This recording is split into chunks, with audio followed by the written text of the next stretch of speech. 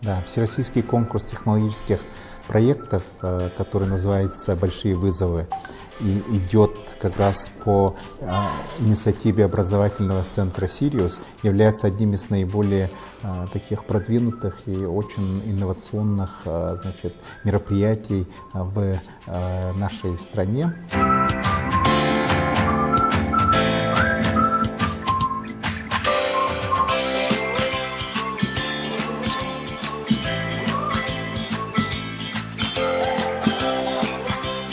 Идея данного конкурса – это на деле, руками, фактически, практическим способом узнать себя, воспользоваться возможностями современной науки, поработать в формате коллаборативных взаимодействий и таким образом найти новые применения своих знаний, что очень важно для развития нашей страны, для личного роста, такой атмосфере, которая сейчас у нас установилась в стране, которая позволяет молодым, одаренным и стремящимся к большим высотам детям достичь очень многого.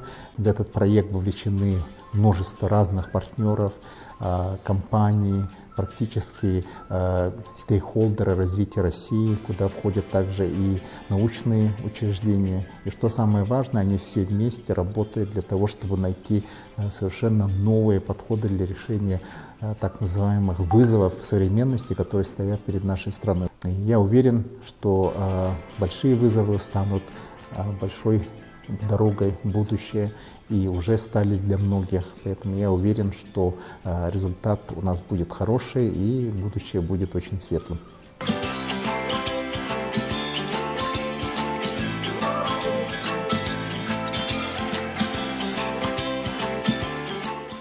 В целом мы в этом году проводим уже третий год на базе Малой академии наук. Тут собрались почти со всей республики одаренные дети. А в прошлом году на российском уровне также участвовали тоже проекты, которые побеждали на региональном республиканском этапе.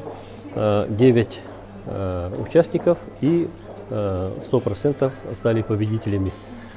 В этом году 80 участников практически со всей республики. Мы надеемся, ждем больших результатов. Мы очень надеемся, что в этом году наши дети тоже нас порадуют своими проектами и победами. Я приветствую вас от имени Министерства экономики в столь значимом и ответственном мероприятии. И очень рад за вас, что именно вас отобрали для представления, для дальнейшего отбора, для представления на высоком уровне, на всероссийском самом конкурсе. Что такое большие вызовы?